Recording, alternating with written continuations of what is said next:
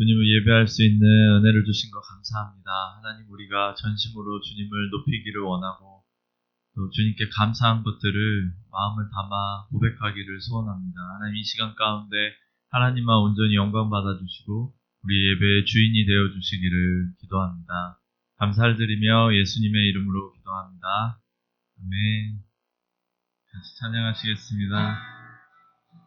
강물같이 흐르는 기쁨 성령 강림함이라. 정결한 맘 영원하도록 주의 거처 되겠네. 강물같이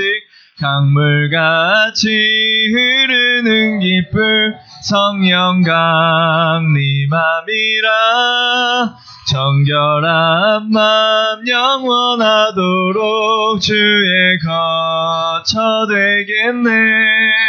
주님 주시는 참된 평화가 내 맘속에 넘치네. 아멘. 주의 말씀에 거센 풍랑도 잠잠하게 되도다. 나의 생명 소생케 됨을 성령이 마심이라. 모든 의심 슬픔 사라져 주의 평강 넘치네. 주님 주시는 참된 평화가 내 맘속에 넘치네. 주의 말씀에 거센 풍랑도 잠잠하게 되도다.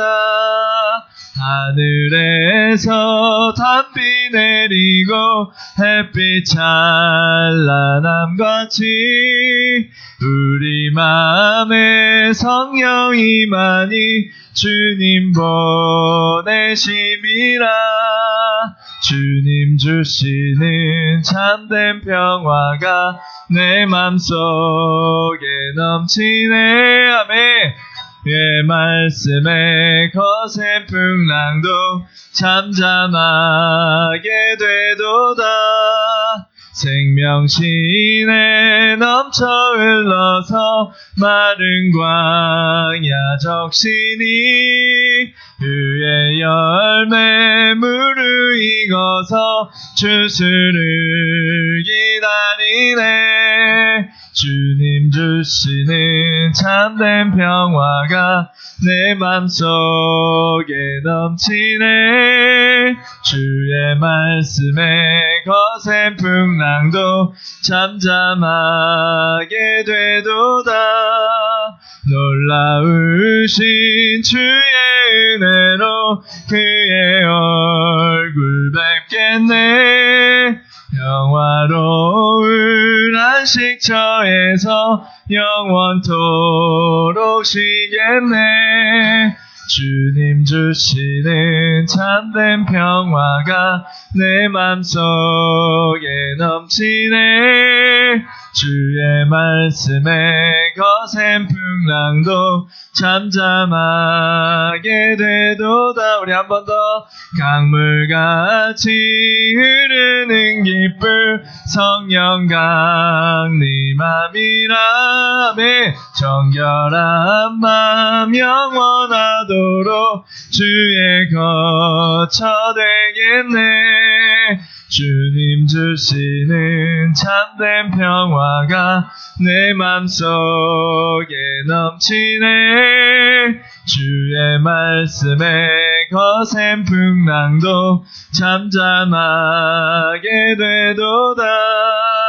나의 생명 소생케 됨을 성령이 마심이라. 모든 의심 슬픔 사라져 주의 평강 넘치.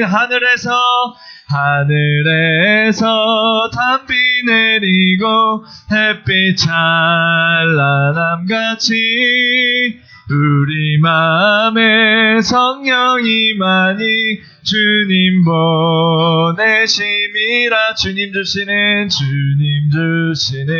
참된 평화가 내 맘속에 넘치네. 주의 말씀에 거센 풍랑도 잠잠하게 되도다. 생명신에 넘쳐 흘러서 마른 광야 적시니 너의 열매 무르익어서 추수를 기다리네. 놀라우신 주의 은혜로 그의 얼굴 뵙겠네. 평화로운 안식처에서 영원토록 쉬겠네. 주님 주시는 참된 평화가 내 맘속에 넘치네. 주의 말씀에 거센 풍랑도 잠잠하게 되도다. 주님 주시는 참된 평화가 내 맘속에 넘치네. 주의 말씀에 거센 풍랑도 잠잠하게 되도다. 한 번 더 주님 주시는 참된 평화가 내 맘속에 넘치네. 아멘. 주의 말씀에 거센 풍랑도 잠잠하게 되도다. 주의 말씀에 거센 풍랑도 잠잠하게 되도다. 아멘.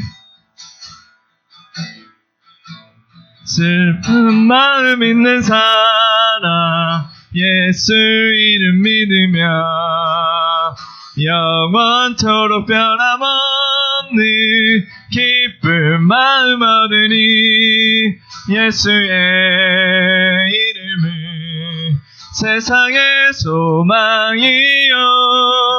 예수의 이름은 천국의 기쁨일세. 거룩하신 주의 이름 너의 방패 삼아라. 환난 시험 당할 때에 주께 기도드려라. 예수의 이름은 세상의 소망이요. 예수의 이름은 천국의 기쁨일세. 존귀하신 주의 이름 우리 기쁨 되도다매. 주의 품에 안길 때에 기뻐 찬송 부르리. 예수의 이름은 세상의 소망이요. 예수의 이름은 천국의 기쁨일세. 우리 갈 길 다간 후에 보좌 앞에 나가 왕의 왕께 경배하며 면류관을 드리니. 예수의 이름은 세상의 소망이요. 예수의 이름은 천국의 기쁨일세. 존귀하신 주의 이름 우리 기쁨 되도다매. 주의 품에 안길 때에 기뻐 찬송 부르리. 아멘. 예수의 이름은 세상의 소망이요. 예수의 이름은 천국의 기쁨일세. 우리 갈 길 다간 후에 보좌 앞에 나가매 왕의 왕께 경배하며 기뻐하며 면류관을 드리니 예수의 이름은 세상의 소망이요 예수의 이름은 전국의 기쁨일세 예수의 이름은 세상의 소망이요 아멘 예수의 이름은 전국의 기쁨일세 한 번 더 예수의 이름은 세상의 소망이요 아멘 예수의 이름은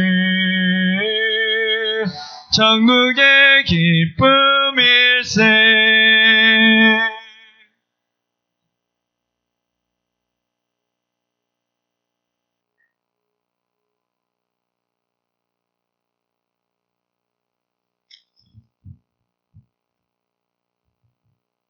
다 함께 주님 앞에 기도드리겠습니다. 할렐루야, 좋으신 아버지, 주님의 은혜 감사드립니다.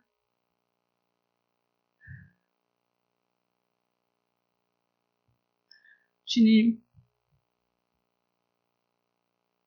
도우심 없이는 살아갈 수 없습니다. 주님 앞에 고백합니다. 주님, 은혜 없이는 살아갈 수 없습니다. 주님께 감사드립니다. 하나님 은혜에 감사합니다. 귀한 주일을 맞아 주님 앞에 감사와 찬양과 몸과 마음 오직 예수님을 위해 예배드리기를 원합니다. 여기 이타일러 한인 침례교회를 세워주신 주님께 감사드립니다. 주님, 이 시간 주님 앞에 예배드리기를 원합니다. 주님 정말 감사합니다. 지금 온 세계가 어려운 상황에 있습니다. 미국 땅과 한국 땅을 기억하여 주시고 전 세계를 아버지 하나님 살펴주시옵소서. 주님, 저희들의 잘못을 용서하여 주시고 오늘 주님께서 우리에게 주시는 말씀으로 깨닫게 하여 주시고 우리들의 잘못을 해결할 수 있게 회개의 영을 허락하여 주시옵소서. 주님 도와주시옵소서.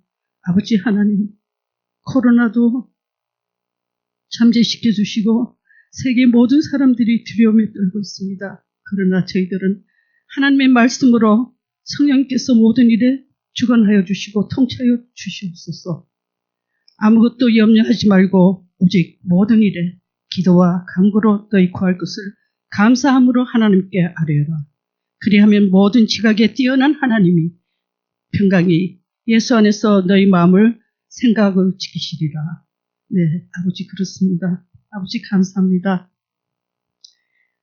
이 예배를 성령님께서 인도하여 주시고 이 단위에 세워주신 귀한 주의 종 권태복 목사님 기억하여 주시고 영육간에 강건케 붙잡아 주시고 모든 말씀을 전가할 때 하늘의 문을 여시고 신령한 하나님 말씀으로 선포하게 하시고 기이 있어 주시옵소서.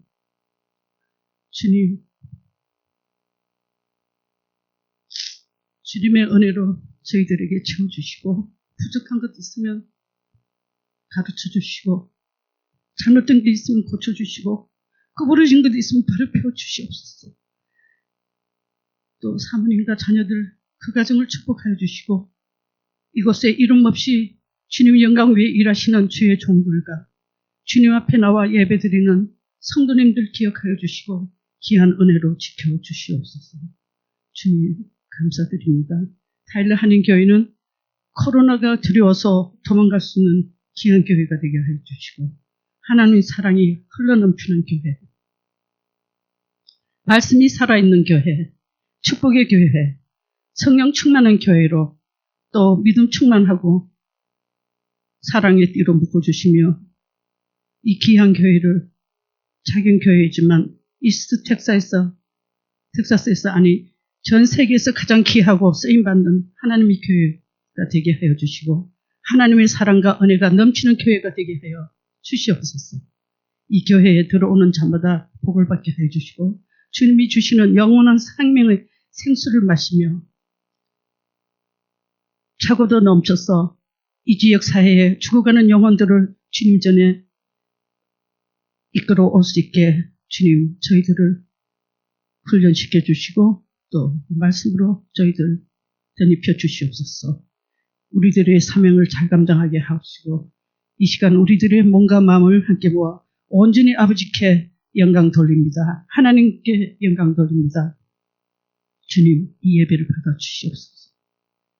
간고치 못한 것까지도 주님께서 기억해 주시고 살아서 숨쉬는 예수님의 피복을 의지하여 감사와 찬양과 기도로 하나님께 영광을 올려드립니다. 오로지 홀로 영광 받아 주시고 이 예배를 받아 주시옵소서. 감사드리며 우리를 위하여 십자가에 못 박혀 돌아가신 예수 그리스도 이름 받들어 감사드리며 기도드렸습니다. 아멘.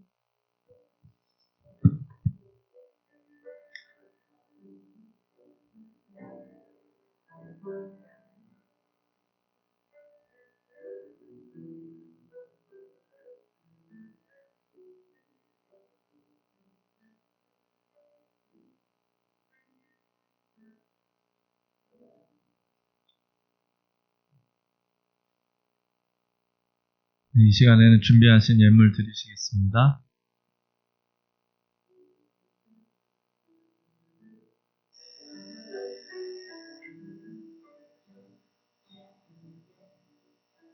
내게 있는 향유로카 주께 가져와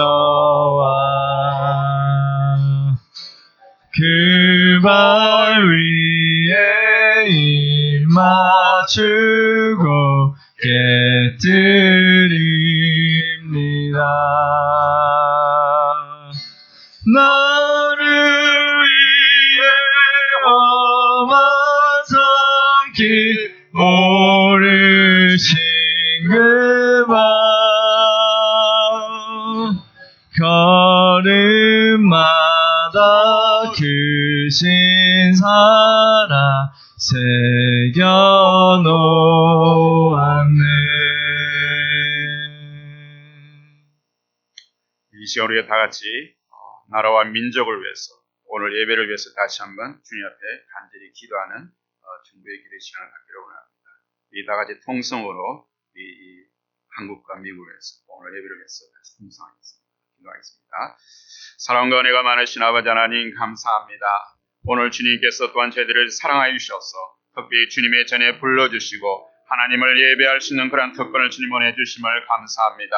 아버지 하나님 전 세계가 주님이시오 코로나로 인해서 많은 사람들이 고통 가운데 있고 참 우리는 그칠 줄 모르 이런 것을 위해서 참 우리가 많은 사람들이 답답해하는 가운데 있습니다. 또한 무엇보다 주님의 몸된 교회가 주님이시오 예배가 주님 방해받고 있고 많은 것이 통제되는 그런 가운데 있사온데 아버지 이런 모든 코로나 두어치는 바라고 나기는 이것이 야로스럽게 멈출 수 있도록 도와주시고 또한 무엇보다 이 코로나를 허락하신 또한 하나님의 그런 뜻을 깨닫게 도와주셔서 이것을 통해서 많은 사람들이 주님 앞에 돌아오는 귀한 기회가 될 수 있도록 보내주시기를 원합니다. 오늘도 주님께서 우리의 거룩한 예배를 허락해 주셨습니다.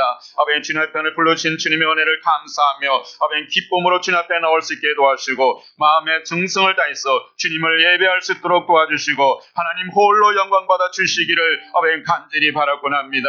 하나님 문을 여셔서 우리 모든 성도들의 가슴 가운데 주님의 말씀으로 채워주시고 하나님의 위로와 하나님의 은혜가 넘쳐날 수 있게 도와주셔서 이 세상 가운데서 힘들고 어려운 모든 그런 순간들이 온전히 이 하나님 말씀을 통해서 깨끗이 치유되어지고 평안을 얻고 주님 앞에 나갈 수 있게 도와주시고 다시 세상으로 나갈 수 있도록 은혜 베풀어 주시기를 아버지 간절히 바라곤 합니다. 아버지 무엇보다 주님 앞에 나올 때 우리가 거저 나오지 않게 하시고 하나님께 주신 많은 것들 중에서 우리가 정성스럽게 준비한 손길마다 하나님께서 일일이 기억하여 주시고 아버지 그들의 주님의 산업에 복의 복을 더해 주시고 아버지 가정의 신앙의 복을 주셔서 영원히 주님 오시는 그날까지 아버지 그들의 영과 혼과 온전히 보존되어서 주님 앞에 충성되게 쓰임받을 수 있도록 은혜 베풀어 주시기를 간절히 바라곤 하며 이 물질이 쓰여진 것도 주의 영광이 드러나는데 쓰임받을 수 있도록 은혜 베풀어 주시기를 간절히 바라곤 하며 예수 그리스도 이름으로 기도드리옵나이다.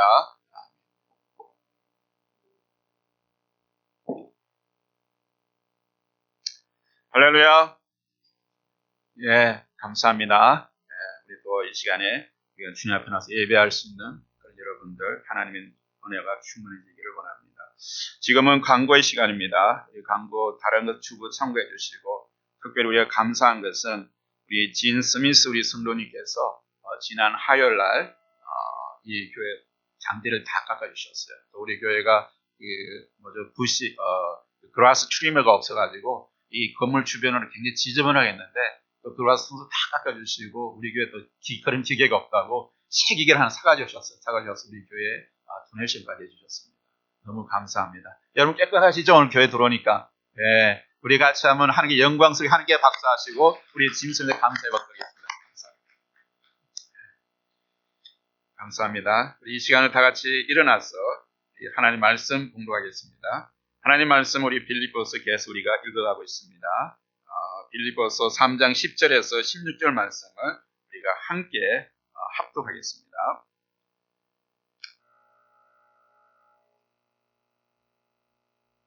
네, 다 찾으시려고 우리가 같이 합독합니다.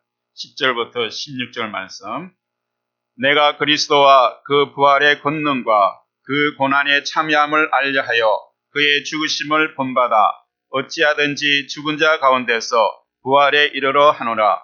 내가 이미 얻었다 함도 아니요 온전히 이루었다 함도 아니라 오직 내가 그리스도 예수의 잡힌 바 된 그것을 잡으려고 쫓아가노라. 형제들아, 나는 아직 내가 잡은 줄로 여기지 아니하고 오직 한 일, 즉 뒤에 있는 것은 잊어버리고 앞에 있는 것을 잡으려고 표대를 향하여 그리스도 예수 안에서 하나님이 위에서 부르신 부름의 상을 위하여 쫓아가노라.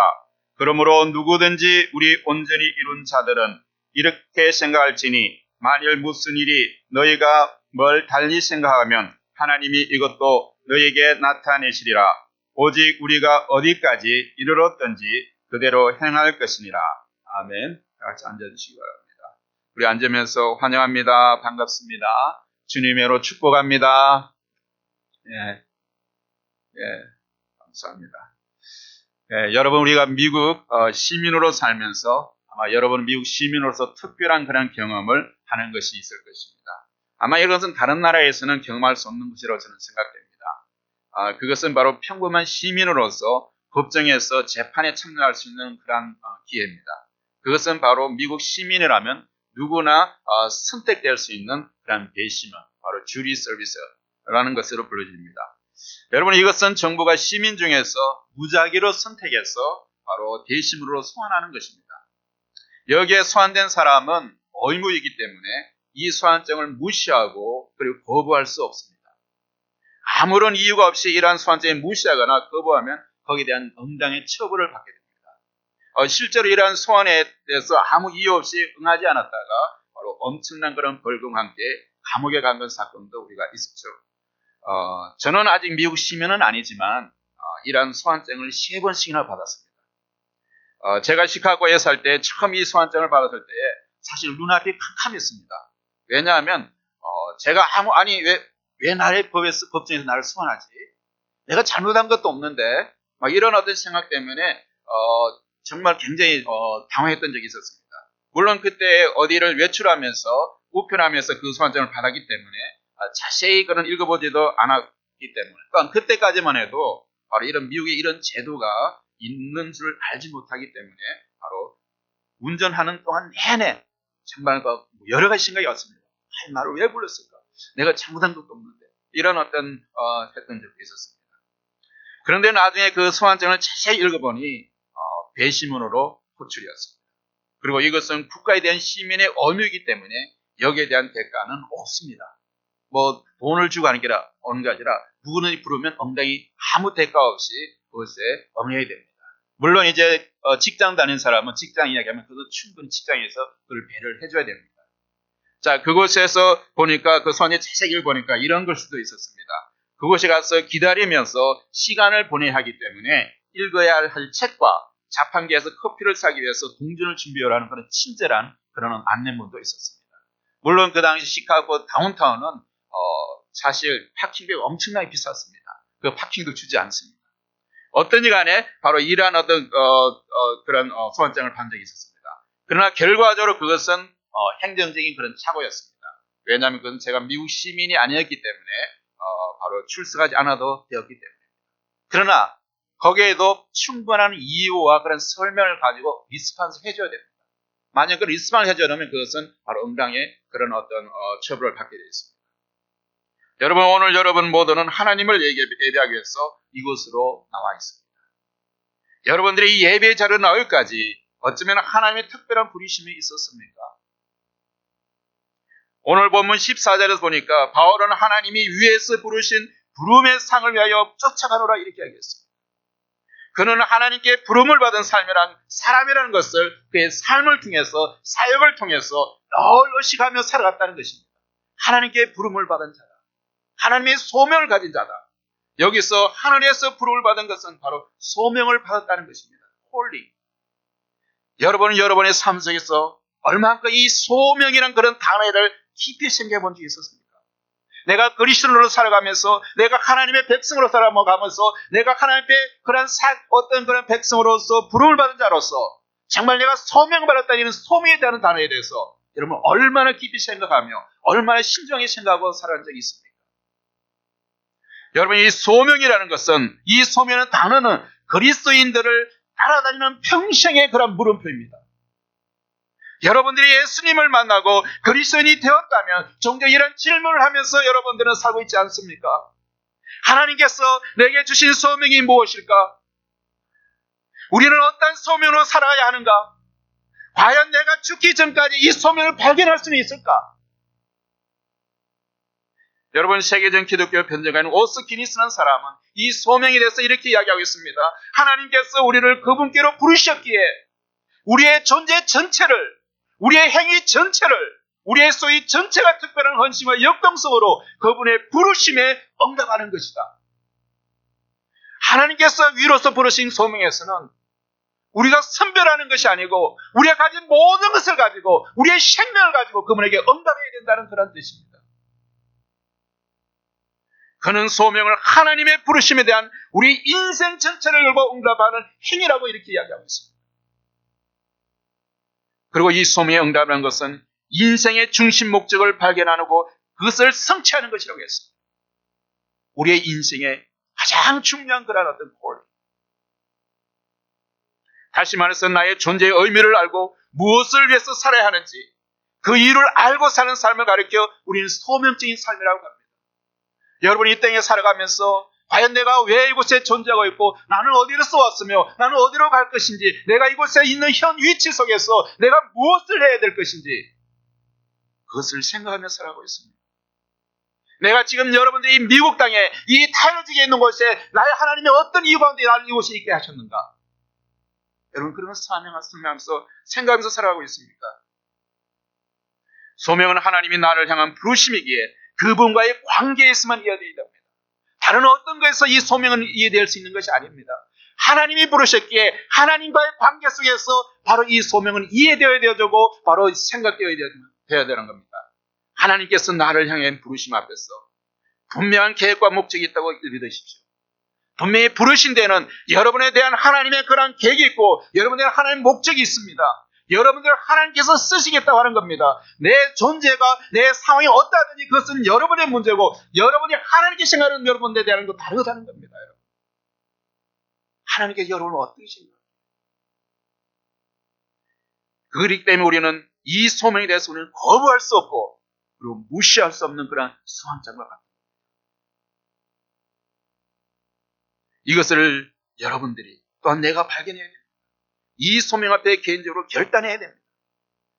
그리고 이것을 이루기 위해서 하나님의 부르심에 우리가 응답해야 됩니다. 나 중심의 삶이 아니라 하나님의 중심의 그런 삶이 바로 소명적인 삶을 살아가는 것입니다. 내 멋대로 살았다고 내 중심을 살아가는 것을 이제 전환시켜서 하나님이 원하신 삶이 무엇인가? 부르신 그분의 삶이 무엇인가? 부르신 그분의 목적이 무엇인가? 거기에 따라 살아야 된다는 겁니다. 오늘 우리는 오늘 본문을 통해서 하나님의 부르심에 응답한 한 사람 바울의 삶과 고백을 통해서 소명자로서 우리의 삶을 발견하기를 합니다.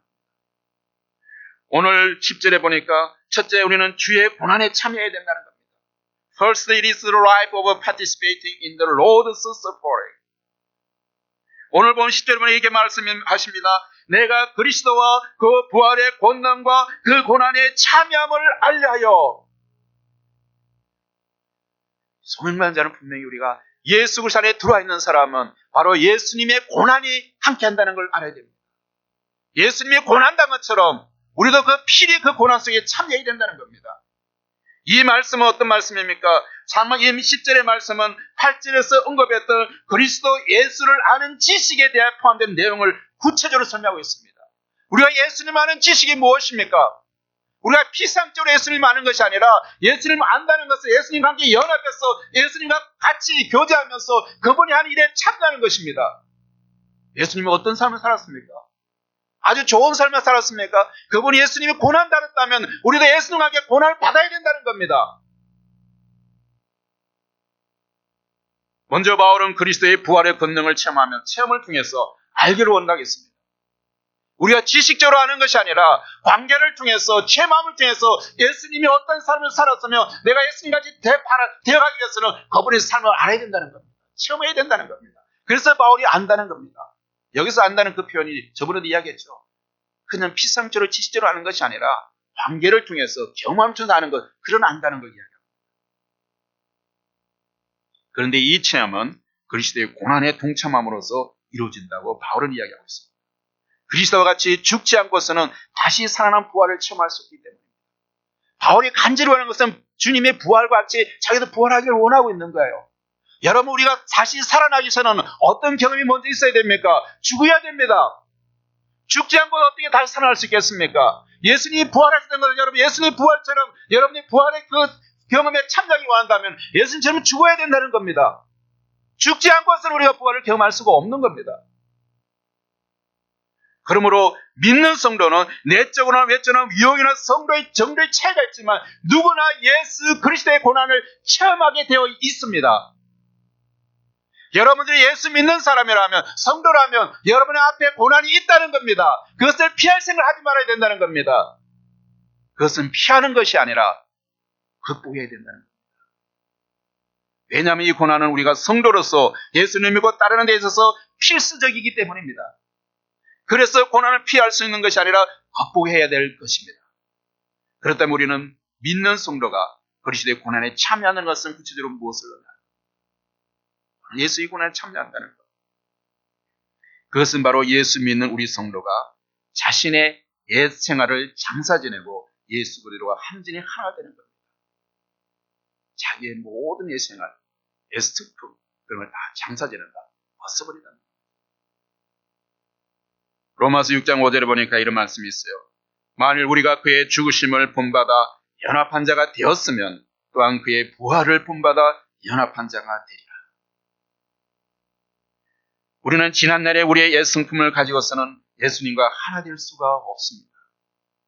과거의 옛 성품을 끊고 벗는 것이 예수 그리스도와 연합할 수 있는 것입니다. 오늘 그리스도의 부르심 소명을 받은 성도들은 그리스도와 연합함으로써 죽음을 이기고 부활하신 그리스도의 능력을 자신의 구체적인 삶 가운데서 체험하는 그런 삶을 살아가야 한다고 오늘 바울이 이야기하고 있는 겁니다. 여러분, 이러한 체험의 연속이 바로 무엇입니까? 바로 성화, sanctification. 이 땅에서 현재에서 예수님과 함께만 이것이 바로 성화되어야 되는 과정이라는 겁니다. 이 성화의 과정은 성도들이 현재의 상태에서 예수님께 합당한 자로서 끊임없이 성장하고 있는 것을 보여주는 겁니다. 우리가 예수의 그런 씨앗 생명시를 받았으면 성장이 되는 것처럼 우리가 이러한 고난을 통해서 우리가 성장해 간다는 겁니다. 여러분, 우리가 사람을 인격을 개발시키는 고난 외에 더 아무것도 없다고 했어요. 고난의 그 훈련을 통해서 사람은 사람다운 그런 인격이 형성되는 겁니다. 바람이 불어야 식물이 성장합니다. 그와 같이 우리 성도들도 고난 가운데 강하게 성장합니다. 여러분, 사도들이 활동하던 그 시대는 예수 믿는 자들이 엄청난 박해와 고난이 있었습니다. 사람들이 동굴에 숨어서 비밀로 예배를 드렸습니다. 오늘같이 이렇게 예배가 멈춰지는 것도 있었지만 그 당시 예배를 드리지 못하게 되었어요. 예수 믿는 사람 다 잡아가서 감옥에 넣어놓고 다 주님 잡아가기 때문에 그들은 카타보면 동굴에 숨어서 바로 비밀스럽게 하나님을 예배하고 예수님을 예배하는 그런 생활을 했습니다.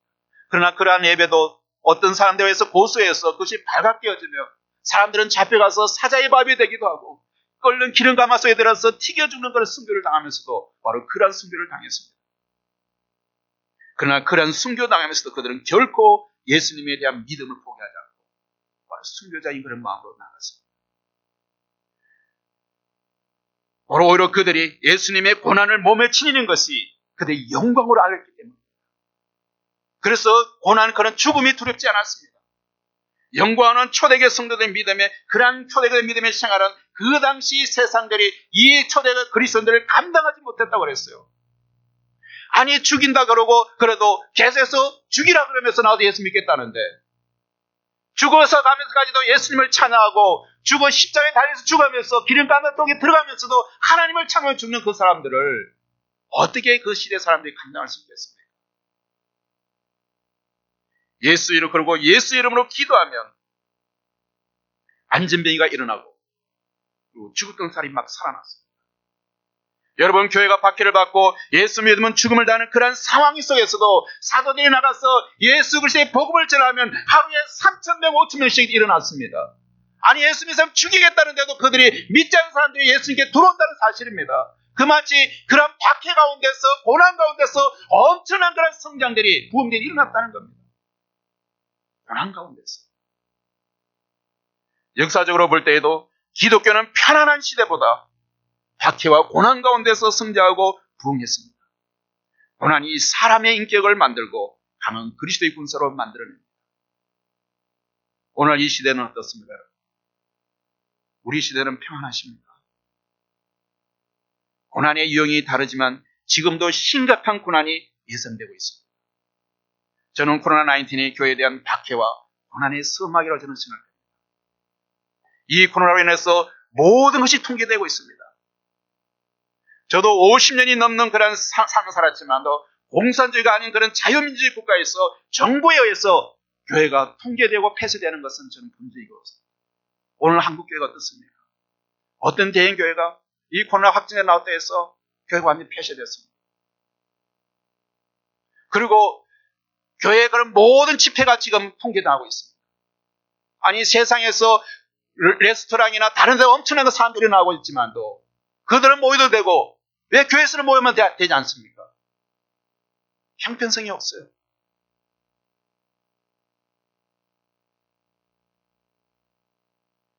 정말 교회가 이렇게 오랫동안 예배를 드리지 못한 적도 저는 없었습니다. 어쩌면 초대교회 때 일어났던 그런 박해와 고난이 오고 있는지도 모릅니다. 그런데 우리는 어떻습니까? 우리는 준비되어 있습니까? 여러분은 준비되어 있습니까? 이런 환난 가운데서 견딜 만한 그런 믿음의 그런 준비가 되어 있습니까? 우리는 그동안 너무나 안락하고 평안한 가운데서 신앙생활을 했습니다. 정말 초대교회 같은 그런 고난의 상황이 왔을 때 목숨을 걸고 우리의 신앙을 지킬 만한 그런 사람이 얼마나 되겠습니까? 그리고 얼마나 많은 사람들이 그런 고통을 극복하고 구원을 받을 수 있겠습니까? 우리가 평소에 우리가 신앙적으로 준비되어 있지 않다면 예수님으로 배신하게 될 줄 누가 알겠습니까? 우리가 평소에도 신앙적으로 준비되어 있지 않고 주님 된 그런 신앙이 없다면 그런 박해 왔을 때 우리 자신을 어떻게 우리 자신을 신뢰할 수 있겠습니까? 초대교회 같은 그런 고난을 통해서 어쩌면 알곡과 쭉정이를 구별하는 마지막 때가 지금 우리에게 임하고 있다고 생각지 않으십니까? 이 코로나를 통해서도 정말 대심판, 대환란의 때가 오기 전에 하나님께서 정말 이들에게 정말 그러한 것을 피할 수 있도록 하기 위해서 한 사람이라도 더 구원하기 위해서 부르시는 하나님의 경고의 나팔 소리를 듣고 이것을 통해서 깨달아지고 우리의 신앙을 다지면서 그러한 대재난의 그런 시대를, 환란 시대를 준비하라는 하나님의 메시지는 아닐까요? 중세시대 때에 교황이 유명한 신학자인 토마스 아퀴나스를 불러서 화려한 금으로 정의된 성당을 보여주었습니다. 그리고 그 성당 재정부에는 모든 그 말을 다 보여주었습니다. 그리고 그에게 말했습니다. 이제 교회는 재정적으로 넉넉하고 부자입니다. 그 옛날 베드로가 성전 명란 안전에게 말했던 언가금은 내게 없거니와 같은 그런 말은 하지 않아도 됩니다. 이제 교회는 부자입니다. 그때 토마스 아퀴나스가 이렇게 말했습니다. 네, 맞습니다, 교황. 그러나 나사로 예수 이름으로 명하여 안전병을 일으켰던 예수의 이름의 권세도 사라지고 있습니다. 오늘 교회가 얼마나 연약해져 있습니까? 지금 교회는 세상이 만들어진 그 프레임 속에서 한없이 무너지고 있지 않습니까? 이러한 교회 공동체가 마지막 환란에 대해 견딜 수 있다고 여러분 생각하십니까? 얼마나 많은 성도들이 숨겨진 신앙으로 마지막 시대의 고난을 통과할 수 있을까요? 초대교회 성도들이 숨겨진 신앙으로 고난을 통과할 수 있던 것은 그들에게 부활에 대한 신앙이 있었기 때문에, 부활하기 위해서는 반드시 죽어야 한다는 것을 그들이 알았기 때문에 죽음을 두려워하지 않고 예수님에 대한 신앙을 지키며 순교할 수 있었습니다. 오늘 본문 11절에서 사도 바울의 고백이 바로 그것입니다. 어찌하든지 죽은 자 가운데서 부활에 이르려 하노라. 많은 가운데 그의 부활에 이르기를 소망하고 있다는 겁니다. 사도 바울이. 그런 부활의 소망 때문에 어떤 고난과 어떤 그런 환난이 와도 이길 수 있는 그런 믿음이 있다는 겁니다. 하나님의 말씀은 그리스도의 재림 시에 예수님이 다시 오는 이 시대 그때에 먼저 그리스도를 믿은 성도들이 부활합니다. 그것이 바로 첫째 부활입니다. 그리고 그 다음 나머지 곧 불신자들의 심판의 부활이 있게 됩니다. 불신자들을 향해서. 사도행전 24장 15절 보니까 이렇게 말씀합니다. 저의 기다리는 바 하나님께 향한 소망을 나도 가졌으니 곧 의인과 악인의 부활이 있으리라. 의인과 악인의 부활이 있다고 성경은 말씀하고 있습니다. 성경은 분명히 의인과 악인의 부활을 언급하고 있습니다. 그러나 악인의 부활은 심판의 부활이라는 겁니다. 계시록 20장 12절 15절을 보니까 악인에 대한 심판에 대해서 자세히 기록되어 있습니다. 죽은 자들을 내어주며 각 사람이 자기의 행위대로 심판을 받고 심판과 사망과 엄부도 불못에 던져오니 이것이 둘째 사망 곧 불못이라. 누구든지 생명책에 기록되지 못한 자는 불못에 던지우리라. 그러나 오늘 본문의 부활은 그리스도를 주로 믿는 성도들이 부활하고 첫째 부활에 대해서 바울이 이야기하고 있습니다. 오늘 본절에서 보면 아마 사도 바울은 자신이 죽기 전에 주 예수님의 오심으로 그 자신이 죽음을 보지 않고 부활을 기대했을지도 모릅니다. 바로 예수님의 오심은 바로 다시 온다 분명히 말씀하셨기 때문에 사도 바울 그 당시에도 예수님이 다시 온다는 것을 믿고 따르는 사람들이 있었어요. 그리고 사도 바울 자신도 예수님이 언제 올 줄 모르기 때문에 예수님의 부활 재림을 기다리고 있었던 거예요. 그래서 예수님이 오셔서 내가 죽음을 경험하지 않고 그 부활을 받는 그런 것을 기대했을지도 모릅니다. 그러나 오늘 그 마지막 때를 살아가는 우리는 우리 주 예수님께서 우리가 살아가는 동안에 재림하신다고 생각하신다면 우리가 기쁨으로 예수님을 영접할 수 있는 신앙의 준비를 갖추며 살아가야 되지 않겠습니까? 예수님께서 분명히 오신다고 말씀하셨고 사도시대에 오시지 않았지만도 언젠가 분명히 오신다고 말씀하셨어요. 그렇다면 오늘 이 시대를 많은 사람들이 믿는 사람, 믿지 않는 사람이나 마지막 때라고 이야기합니다. 말세라고 이야기합니다. 말세 중에서도 말세 지만이라고 이야기하고 있습니다. 그만큼 세상의 징조와 세상의 풍조가 이 땅에 고정발로 가고 있는 것을 우리의 현상으로 보고 있지 않습니까? 그래서 세상 사람들도 말세라고 이야기하고 있습니다. 주님이 오실 때가 가까웠다는 겁니다. 그 발자국 소리가 들리지 않습니까, 여러분? 그렇다면 우리가 그 주님의 오심에 대해서 얼마나 여러분 준비하고 살아가고 있습니까? 하나님의 부름을 받은 소명받은 우리 성도들은 부활의 신앙과 숨겨진 영성으로 이 날을 준비하고 있어야 다시 오시는 주님을 만날 수 있습니다. 여러분 준비하는 삶을 사십시오. 두 번째는 현재의 삶의 과정에 충실한 그런 삶을 살아야 됩니다. 어떤 사람이 이웃 마을의 아름다운 3층집에 올라보고는 목수를 불러서 이 집보다 더 좋은 3층을 지어달라고 목수를 불렀습니다. 목수는 땅을 고르고 기둥을 세우고 벽돌을 쌓기 시작했습니다. 얼마 주인이 다시 전화를 했습니다. 그래서 목수에게 물었습니다. 지금 몇 층을 짓고 있습니까? 그 물었을 때 목수는 3층을 짓기 위해서 1층을 짓고 있다고 말했습니다. 주인은 이어서 이렇게 이야기합니다. 1층과 2층은 필요 없으니 3층만 지어달라고 이야기했습니다. 그것이 가능합니까, 여러분? 3층 건물을 짓는데 1층, 2층 없이 3층만 지을 수 있습니까? 여러분, 오늘의 세상이 바로 그런 세상입니다. 여러분, 오늘 세상이 어떤 세상입니까? 목표 지향적이고 결과 중심적인 것입니다. 모든 과정을 생략해버리고 결과만 가지고 이야기합니다, 여러분. 그래서 이런 세상에서 사람들이 의사소통할 때 가장 많이 쓰는 단어가 어떤 것인지 아십니까? 다음과 같은 말들이 많이 듣게 될 것입니다. 여러분, 결과만 말하세요, 결과만. 결과만 말하라니까. 그래서 어떻게 하자는 건데, 그래 정말 너가 하고 싶은 게 뭐야? 가정에서 마찬가지입니다. 대화가 되지 않습니다. 뭔가 설명을 하려고 그러면, 직장에서 마찬가지로 뭔가 설명을 하려고 그러면, 김 부장, 그냥 결과만 이야기해. 가정에서도 마찬가지로. 그래서 어쨌다는 건데, 내가 하고 싶은 게 뭔데? 대화가 되지 않습니다. 모든 과정을 챙겨버립니다. 대화를 원천적으로 집어넣어버립니다. 그렇다면 목표적인 사고란 무엇입니까? 가치가 있는 목표의 일일 경우에는 적극적으로 실행하고 사고하는 그런 측면입니다. 무슨 일이든 수단과 방법을 가리지 않고 먼저 목표를 물어서 그 목표가 가치가 있다면 보다 적극적으로 일하고, 그렇지 못하면 쓸데없는 이름으로 당연하지 않아도 된다는 겁니다. 수단과 방법을 알지 않고 하라는 겁니다. 그리고 결과 중심 사고는 모든 과정을 생략하고 오직 결과에만 집중합니다. 이러한 세상에서, 이러한 세상적인 관점에서 여러분 출세하려면 어떻게 해야 됩니까? 우리도 목표 지향적이고 결과 중심적으로 사고를 가지고 가야만 됩니다. 그러한 사고를 갖지 않다면 출세할 수 없습니다. 불가능합니다. 돈을 벌고자 하는 사람이 돈의 수입에만 전념하고, 명예를 얻고자 하는 사람이 있으면 지혜만 관심을 갖는 것이 그 좋은 일입니다. 이러한 결과 중심적인 삶에서 과정 중심적인 사고는 늘 걸림돌이 됩니다. 과정 중심적인 사고는 더 많은 시간과 노력이 필요하고 건설적인 분쟁과 고통을 수반하기도 합니다. 과정을 일일이 챙기고 가다 보니까. 그리고 목표의 성취 속도를 더 늦추게 되고 더디게 합니다. 결과가 늦어진다는 것입니다. 따라서 과정 중심의 사고에 익숙한 사람은 단기간에 많은 돈을 거머쥘 수 있는 확률이 없습니다. 그리고 높은 직책을 꿈꾸기도 어렵습니다. 외적 성장을 꿈꾸기가 어렵다는 겁니다. 그러나 그러한 사람들은 세상 사람들로부터 출세와 성공의 모델은 못 되지만 인간적인 사랑으로 존경을 받을 수 있습니다. 그들의 삶을 일일이 바로 퍼스널 터치해줘야 가정. 그리스도인의 덕목은 바로 결과 중심적이 아닌 과정 중심적, 프로세스 오리엔티라는 그런 삶입니다. 과정 중심의 사고는 바로 what보다는 why나 how에 더 무게를 두고 있습니다. 무엇을 성취했다보다는 어떻게 그 일을 성취해 갔는가, 그 과정은 어떻게 했는가, 이런 것을 묻는 것입니다. 교회의 성장에 있어서 인위적인 성장보다도 자연 발생적인 성장이 과정 중심적인 사고의 목표입니다.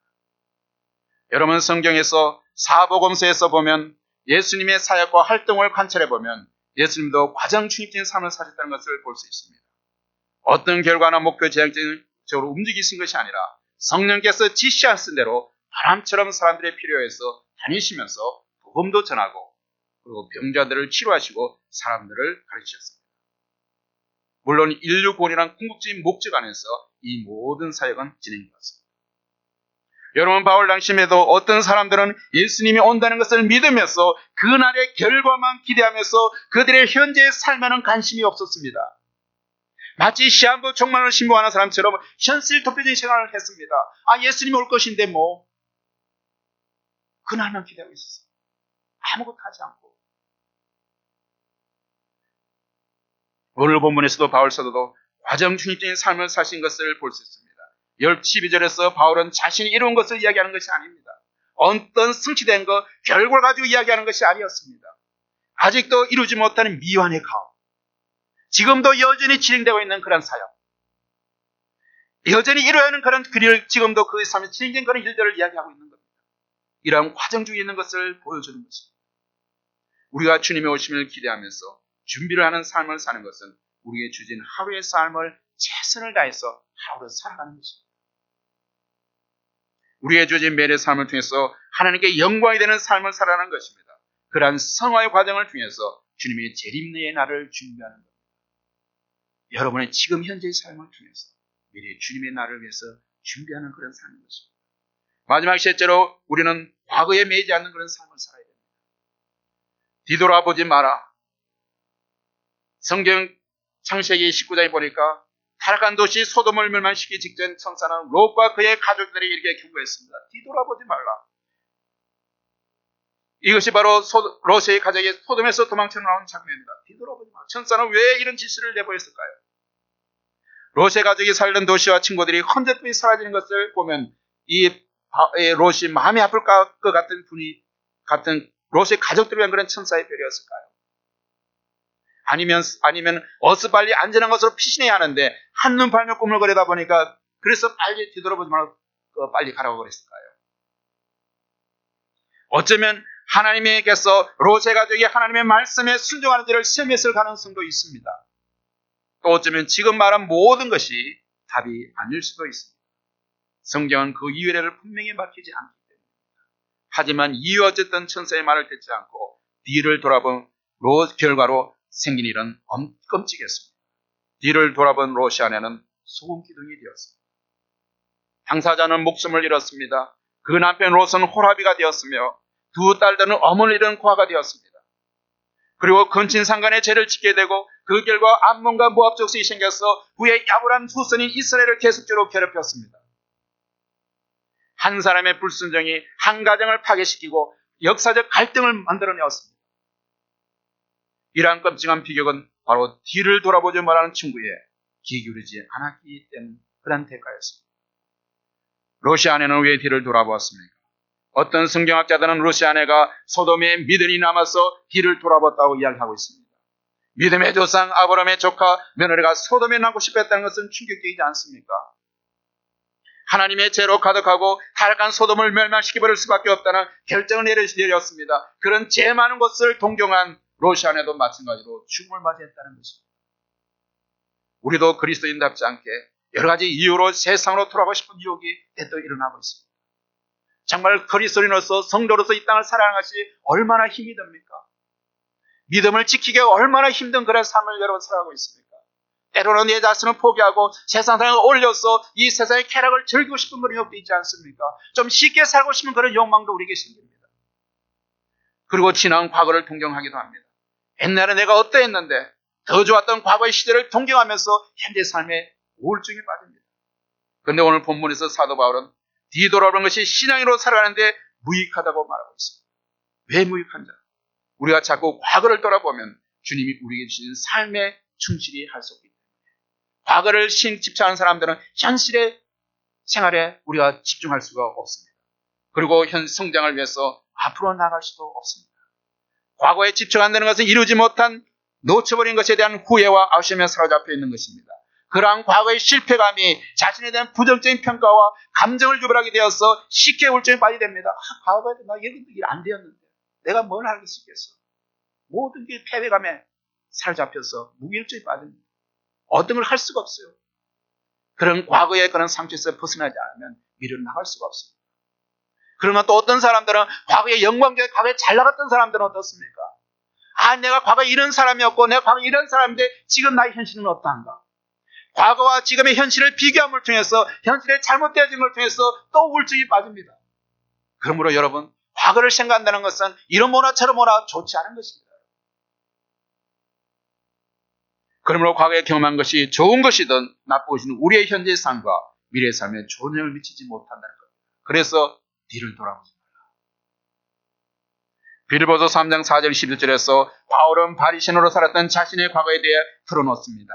세상 사람들의 눈을 볼 때 바울의 삶 어땠습니까? 부러울 것이 없었습니다. 그는 철저히 율법에 의하여 살았습니다. 그리스도인들을 탄압하는 열정인 그런 바리새인이었습니다. 세상의 많은 권력과 명예와 그런 부와 그런 모든 걸 학식을 가졌습니다. 세상 사람 누구나 좋아하는 그런 스펙을 가졌습니다. 그러나 바울의 태도가 바뀐 이유는 무엇입니까? 10절에서 11절 보니까 내가 그리스도와 그 부활의 권능과 그 고난의 참여함을 알고자 하여 그의 죽으심을 본받아 어떻게 해서든지 죽은 자 가운데서 부활에 이르리라 하노라. 바울은 예수님의 부활에 대한 지식을 알고 난 후에 바울이 필사적으로 예수 그리스도를 닮아가기 위해서 다짐합니다. 바울은 자신의 뒤에 버리고 온 옛적 삶을 그리스도를 닮아가는 삶에 있어서 전혀 도움이 되지 않는 것을 알았기 때문에 모든 것을 아무런 가치 없이 버릴 수 있었습니다. 바울은 새로운 삶으로의 부르심에 응답한 것입니다. 새로운 가치를 발견하기 때문에 예수님의 부르심, 예수님의 그런 가치를 발견하기 때문에 그 부르심에 응답한 것입니다. 자신이 가던 길에서 방향을 바꾼 것입니다. 인생의 터닝 포인트가 일어난 겁니다. 여러분 우리가 그리스도인으로서 방향을 세우게 잡는 것은 무엇을 의미합니까? 어느 직장을 다닐 것인가? 어디에 살 것인가? 그것이 아닙니다. 그것은 중요한 것이 아닙니다. 물론 우리에게는 이러한 삶의 과정이 정말 중요합니다. 그러나 그러한 과정에 있기 전에 먼저 우리에게 인생의 큰 그림으로서 방향이 정해져야 된다는 겁니다. 인생의 궁극적인 목적이 분명해야 된다는 것입니다. The ultimate purpose of life should be clear. 우리의 분명한 그런 궁극적인 목적이 분명해야 된다. 인생의 방향이 정해지면 우리의 직업과 사랑과 등 모든 것은 거기에 만족하고 거기에 맞춰져 가겠어요. 인생의 큰 스트림을 발견하고 그것을 잡아야 된다는 겁니다. 인생에서 중요한 것은 방향 전환입니다. 방향 전환이 분명히 있어야 됩니다. 우리의 인생의 궁극적인 목적은 바로 예수님께 돌아오는 것입니다. 세상에서 잘못된 길에서 방황하다가 마침내 최고의 가치로 우리가 선택하고 공주로 돌아야 할 자리가 바로 예수님입니다. Only Jesus. The ultimate purpose of our life is to return to Jesus. It is in Jesus that we must wander on the long quest in the world and finally choose the best value and ultimate return. Only Jesus. 여러분이 이런 하나님의 부르심에 자신의 전생애를 맡기기로 응답했습니까? 분명한 결단이 필요합니다. Did you respond to God's call to commit your entire life? You need a clear decision. 우리의 삶의 터닝 포인트가 분명해요. 이러한 부르심에 결단한 사람들은 그분을 위한 고난에 기꺼이 참여할 것입니다. 그리고 더 이상 과거에 매이지 않고 미래의 부름의 상을 위해서 주저히 현재에 충실하면서 주님의 재림을 준비하고 기다리는 그런 삶을 살아갈 것입니다. 그리고 그들의 삶 가운데서 이런 상황 때 그들이 계속적으로 변화가 일어나고 그리고 성숙에 관한 단계로 나가고 그래서 하나님의 그런 성화에 관한 sanctification 그런 삶을 통해서 주님의 재림을 준비하는 것입니다. 이러한 삶을 여러분 살아가지 않겠습니까? 기도하겠습니다.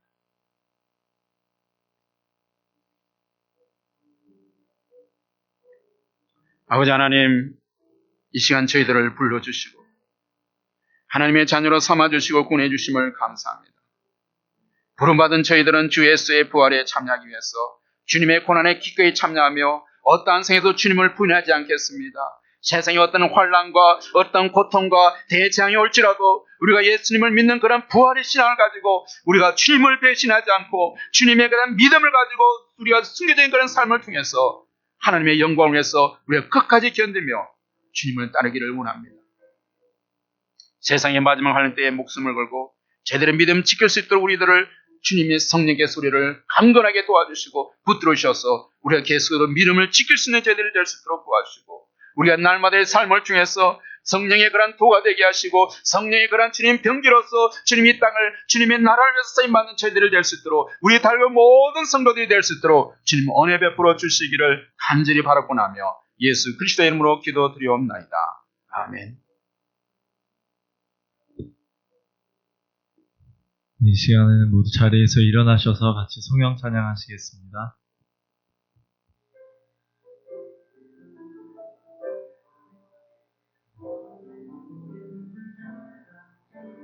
주님 다시 오실 때까지 나는 이 길을 가리라.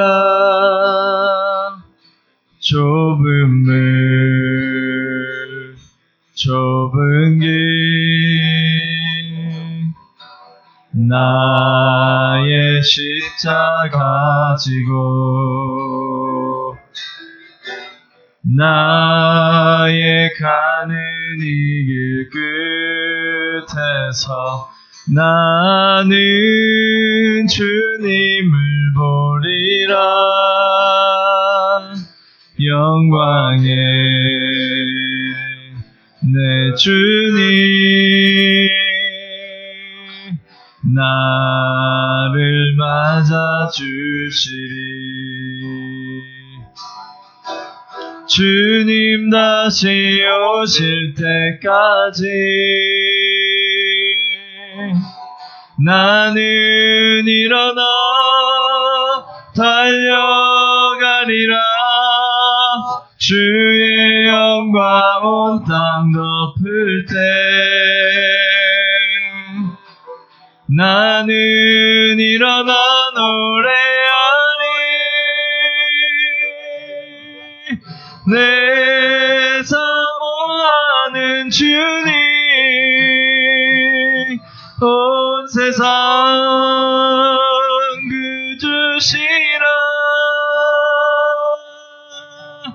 내 사모하는 주님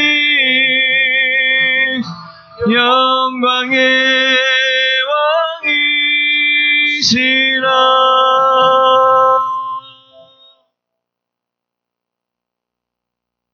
이제는 우리 주 예수 그리스도의 사랑과 하나님의 은혜와 성령님의 인도하심이 오늘 말씀을 들음으로써 주님의 고난에 참나기를 기뻐하며 과거에 집착하지 않고 순교자적인 영성으로 현재를 살아갈 모든 탄력교회 성도들의 머리 위와 그들의 가족들과 예수 믿고 구원받아야 할 이적의 모든 사람들 위해 지금부터 영원토록 함께 계실지어다.